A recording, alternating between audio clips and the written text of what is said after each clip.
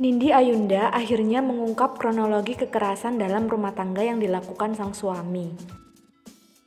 Nindi Ayunda mengejutkan publik setelah menggugat cerai Askara Parasadi Harsono. Sebelum Nindi melayangkan gugatan cerai, Askara ditangkap polisi karena kasus narkoba. Bukan karena kasus narkoba, Nindi ternyata menggugat cerai sang suami karena telah mengalami kekerasan dalam rumah tangga. Simak kronologi yang dituturkan Nindi berikut ini. Jadi untuk hal yang kemarin malam, saya cerita dari situ dulu, katanya saya dibilang menculik, menganiaya driver dan suster pribadi anak saya oleh pihak keluarganya Aska. Jadi pada saat hari Kamis, saya mendapati suster saya merekam pembicaraan kami, keluarga. Saya, ibu, dan kakak saya sedang berbicara di dalam rumah, sehingga tertangkap tangan pada saat itu. Saya melakukan, tentu tidak mungkin saya lepaskan begitu saja. Tentu saya harus mengamankan anak-anak buah saya ini. Saya ingin bertanya, apa yang terjadi? Gitu, ada apa, dan bagaimana gitu. Dan ternyata saya membuka itu semuanya, bisa nanti lihat cerita apa yang dilakukan kepada saya. Jadi Lia ini ditugaskan untuk memata-matai saya, memvideokan saya sedang ngapain saja, dengan sama siapa, terus ngapain aja, dan disuruh mengambil surat-surat berharga di dalam berangkas saya. Itu Lia yang ambil dan diserahkan kepada adik kandung dari Bapak Askara. Adik kandung. Jadi mereka berbicara katanya baik-baik segala macam gitu, tapi menyuruh sudah sampai urusannya kepada harta-harta. Jadi sertifikat rumah, BPKB, segala macam surat-surat berharga diambil oleh mereka. Lalu habis itu dengan dijanjikan apa dia dicerita? Kalau dijanjikan sih dengan dibilangin naik gaji, tapi belum nyebut nominalnya. Tapi kalau sama driver sudah nyebut nominal, ditambahin 500.000. Masih dijanjikan Bu, seperti Mas Fred. Ditambahin. Cerita satu-satu, lihat cerita mulai kapan apa? Kalau mulai kapannya sih ya kurang lebih 1 bulan yang lalu. Suruh satu pertama nanyain anak-anak positif keluarga dari Bapak Askara, karena Bapak Askara lagi di sel, nggak mungkin nanyain ke saya langsung. Jadi keluarganya mungkin ngasih info ke Bapak Askara, atau juga kalau Bapak emang sudah jarang banget kontak ke saya. 2, dia nanya, ibu pergi sama siapa, dijemput sama siapa, pakai mobil apa, kemana, pulang apa enggak, itu selalu ditanya. Saya ngaku salah, karena saya kerja sama Bu Nindi, orang lain yang nyuruh, saya salah. Saya disuruh juga karena atas landasan bantu Pak Aska, menemani Pak Aska yang lagi ada masalah gitu sama kepolisian, seperti itu. Tapi makin lama ya ibu tahu apa yang saya lakukan, ibu nggak terima dong posisi saya kerja sama Bu Nindi, tapi saya disuruh sama orang.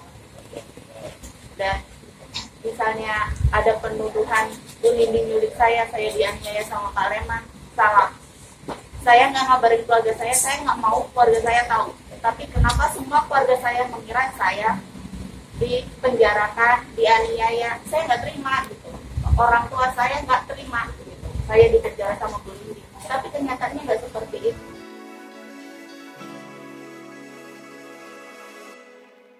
Jadi ini nomor teleponnya Cinta, Pak Cinta, namanya Cinta, harus sekalinya ini nomor adik ipar saya.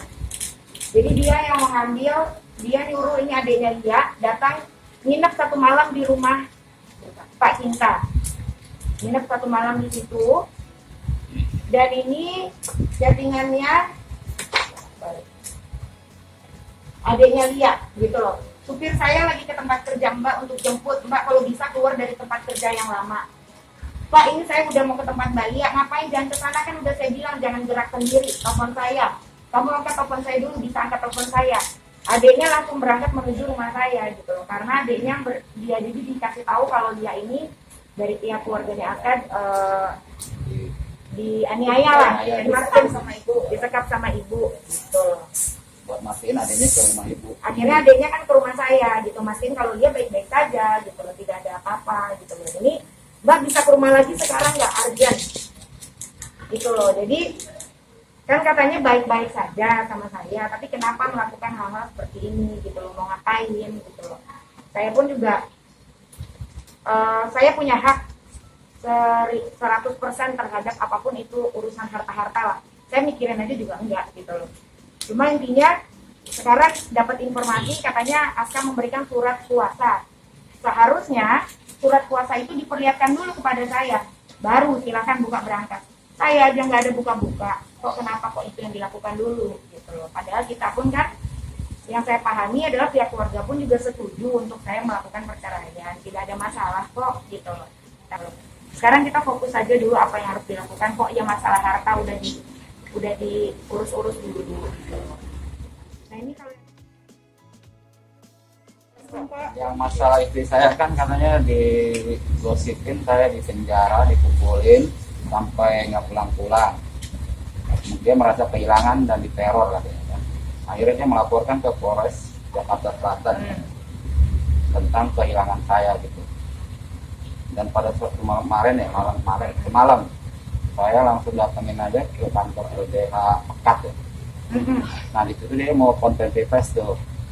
Saya langsung aja masuk ke dalam, saya panggil istri saya, ayo bu, sini bukan urusan kita, ayo kita pulang, udah gak ada urusan di sini. Kamu ngapain laporin saya ke polisi gitu kan?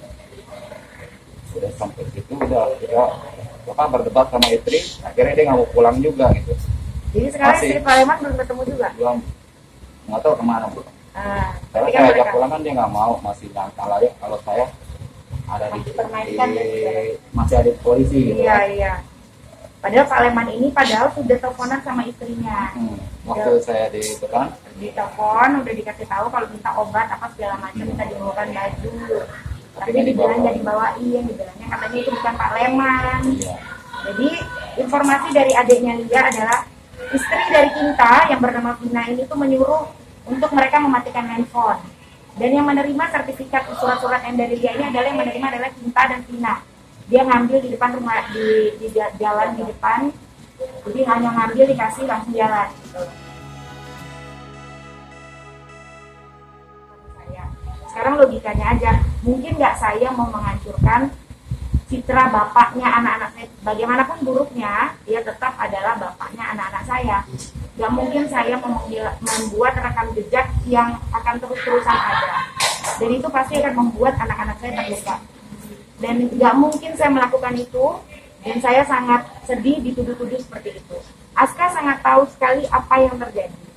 Dan keluarganya sangat tahu apa yang terjadi, tapi please stop, jangan blending kemana-mana. Kita clearkan saja dulu. Aska tahu kok apa yang sudah dia lakukan. Kesalahannya apa saja. Saya pun juga nggak sempurna, saya pasti punya kesalahan. Cuma kita lurus saja dulu ini apa yang terjadi gitu. Yang memang saya ini sebenarnya ini bukan hal-hal itu tuh sebenarnya tidak ingin saya ceritakan. Karena bagaimanapun tadinya ini saya ingin semuanya keep sendiri gitu. Jadi pada tanggal 18 Desember saya mendapatkan KDRT lagi yang terus menerus intensitasnya. Jadi tanggal 18 saya ada percekcokan, saya dipukul tanggal 18. Akhirnya tanggal 18 itu saya pergi ke rumah ibu saya. Akhirnya tanggal 19 itu ibu saya melihat kalau saya lebam-lebam, walaupun padahal saya sudah tutup-tutupin, dan akhirnya dia tahu karena bengkak-bengkak muka saya pada saat itu. Dan dia nyuruh saya sama kakak saya di telepon untuk berangkat visum.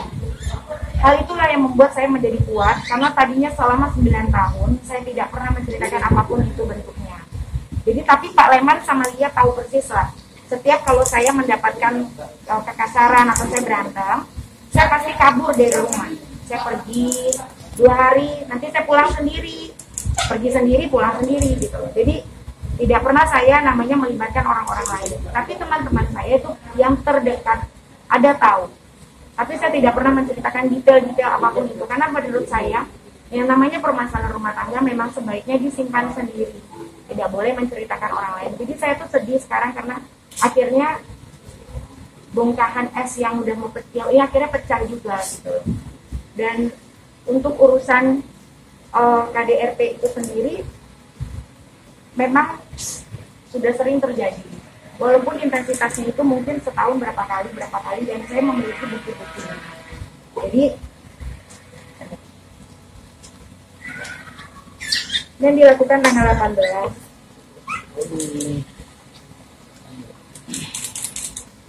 Itu yang Desember kemarin, Mbak? Iya, ini 18 Desember. Ya.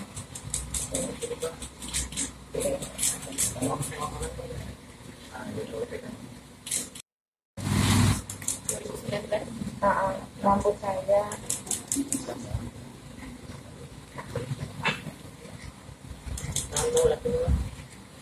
Itu rambut apa, Mbak? rambut apa lagi kalau bukan rambut saya? Enggak, maksudnya dicat. Jadi jambar.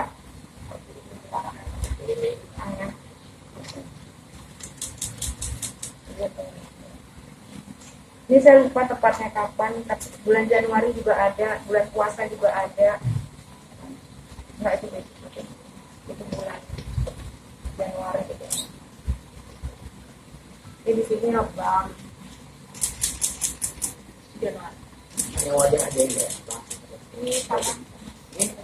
Iya, rata-rata semuanya banyaknya di muka sih, muka, lengan, tangan. Kurang lebih seperti itu lah.